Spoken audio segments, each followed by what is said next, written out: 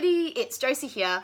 I'm back with one of my charity shop hauls. So regular viewers of this channel might know that I adore charity shops. I spend a lot of time rummaging through them and I love getting books and all sorts of things from charity shops. So I've got another sort of pile of books that I've got from charity shops. I do try and stop myself, but it's difficult. I think the thing with charity shops, of course, is that you can't really go back and expect it to be there. So when you see something great, you need to get it. It's also very cost-effective way of shopping for books, and it's also a very sustainable and kind of planet-friendly way of doing it. So you know, recycling and reusing as well. I send a lot of my books that I don't intend to keep off to charity shops so that they can be recycled and someone else can enjoy them.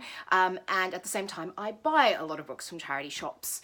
And it also keeps the charities going, which is, you know, everybody's happy. I've also bought clothes. I like to buy clothes. So the top I'm wearing, let me get up. I don't know if you can see that.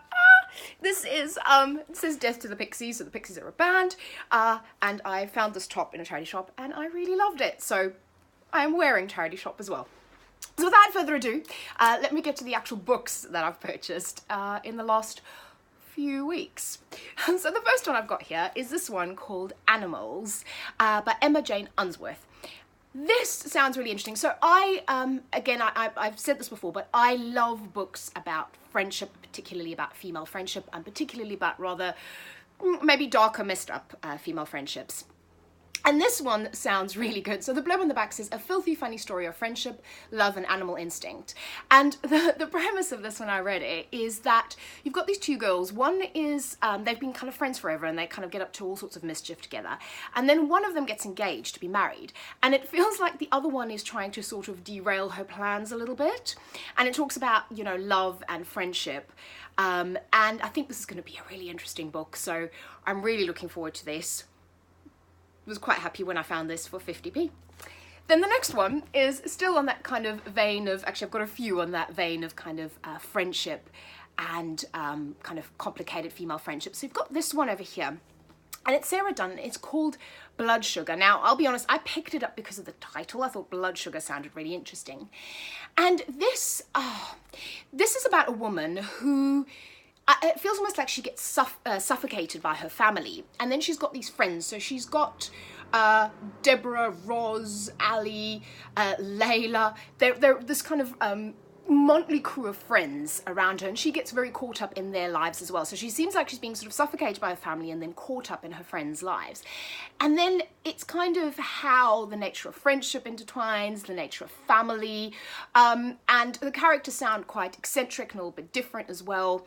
So I think, again, this is going to be an interesting book from the point of view of complicated friendships, interesting, weird, crazy people, friendships, and also family versus friendship as well. Really looking forward to this one. The next one, speaking of friendship, is this one over here, The End of Everything by Megan Abbott.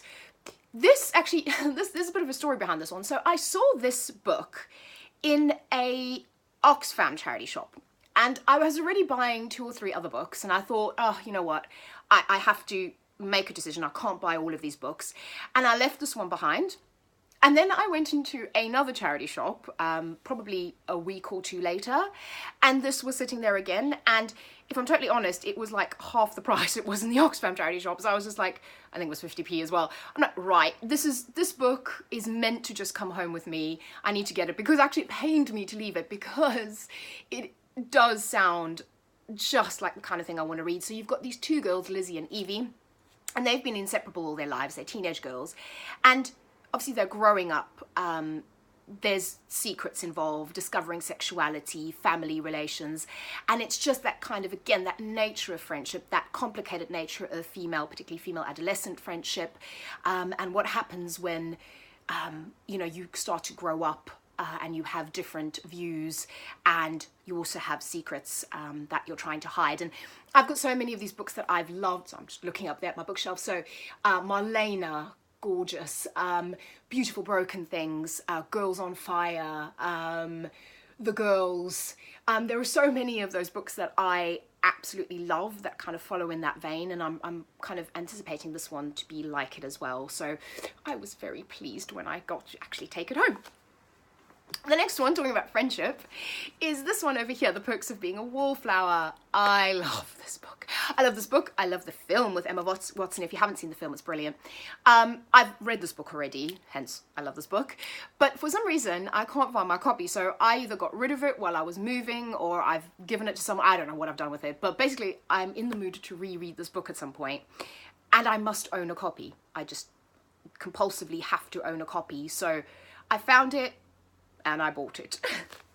The next one, so it's two books by the same author. So the first one I've got here is Sarah Waters, The Night Watch. Now actually, I think in my last haul, I also had a Sarah Waters book. I'm kind of being quite lucky with Sarah Waters books. I seem to be finding them in charity shops. But this one sounds really interesting. So it sits during the 1940s and it follows four main characters. So you've got Kay, who wanders the streets in mannish clothes, restless and searching. Then you've got Helen, who harbours a troubling secret. Viv, glamour girl, recklessly loyal to her soldier lover. And then Duncan, an apparent innocent, struggling with demons of his own. So that sounds really, really good. And all of that set in the 1940s. And of course, Sarah Waters is famous for her great female-female romances as well. So I'm expecting there to be a good female-female romance, and it just sounds quite intriguing as a storyline and kind of a character-driven storyline. And then the other Sarah Waters book I picked up is this one, Affinity. And all I needed to know when I read the blurb on this one, it's about a spiritualist, a disgraced spiritualist, and her relationship with another woman.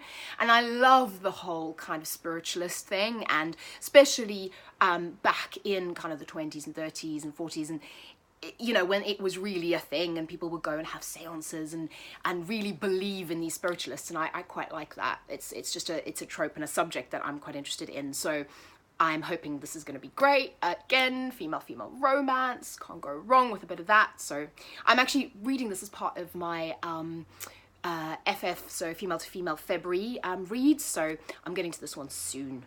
I'm looking forward to that. Then the next one is this one here. It's The Gilded Life of Matilda Duplain by Alex Brankhorst. Now, this is probably a bit of a cover buy, because when I looked at the cover, it kind of reminded me of the book All These Beautiful Strangers. And actually then when I read the blurb, it says Family Secrets, Forbidden Love, and the True Price of Wealth. And it seems to focus on Matilda, who is, I think, the daughter of kind of someone in Hollywood. So she's grown up in this kind of Hollywood lifestyle, and it's about her and, again, the secrets. And I think someone falls in love with her and they find out about her life and about the secrets that are kind of hidden behind this glamorous facade of Hollywood. So I mean, I enjoyed All These Beautiful Strangers, so I'm hoping if that's kind of a similar vein, this will be a good book. And the great thing about this one is one of the charity shops near me was doing and this is unbelievable, they were doing 3 books for 50p. Which is just, yeah, insane. So this was one of the books that I picked up. I went back twice. So I picked up 6 books, but this was one of the ones in that stash. So I thought, you know, give it a go. It sounded fairly good. And the next one I've got here is The Portrait of Dorian Gray by Oscar Wilde. I'm ashamed to say I've seen the film. I've never actually read the book. And I love Oscar Wilde just generally as a person, and this story has always fascinated me and interested me. And I did hear somewhere that St. Vincent was supposedly doing a remake, but with a female protagonist, kind of a modern setting, feminist female protagonist version of The Picture of Dorian Gray, which I just thought sounded incredible. But I was like, I really need to get around to reading this book, and I have set myself also, can we just say, with a female protagonist. I love this particular cover. Look, you've got a woman dressed in a suit and then she's kind of dressed in the dress and all that. I just thought it was a really cool cover. I like this cover. Anyway, bye-bye. But I've set myself a challenge to read a classic a month. So this will be one of my classics moving forward. I might actually use this for kind of Pride Month. But yeah, so I was really pleased to see that. Then the next book I've got here is a lovely hardback, and it's Bridget Christie, A Book for Her. Bridget Christie is a comedian, and this is an autobiography essentially of her time kind of battling against really the patriarchy. And it's a deeply, I think on the back, or there was a blurb that said, if you're into feminism and you're into comedy, 2 things I love, then, you know, this is the book for you. And I think this is going to be really interesting. This is one of my feminist February reads. So yeah, it's Bridget Christie's a stand-up comedian, idiot and feminist. It just sounds like it's going to be funny and good and thought-provoking. which is a brilliant combination in a book, and this is a gorgeous hardcover that I paid £1 for. And then speaking of hardcovers, this was a bit of a passion buy, I think. So I got myself The 13th Tale by Dan Satterfield, but I got myself this gorgeous hardback version. Now, I love this book, and I just read, and it's up there somewhere, Once Upon a River, which is Dan Satterfield's new book, and I have that in hardback because it's a brand new release. I have this book already on softback, but when I saw this, and this was in the same pile where they were doing the 450p, believe it or not, I was just like, I have to get the hardback because, you know, it matches, and I love Dan Satterfield's books, and yes, I just, you know, this is more of a, I wanted the hardback cover. I wanted the hardback. And yeah, I mean, who was going to resist, right? So yeah, I really like this version as well. It's got like Vida's book. So if you've read this book, the author, the fictional author talks about is Vida Winter, and this kind of version of this book actually has some titles of her fictional writing on it, which I really like. But yeah, this was just a fun buy because it's great. Anyway, that's me.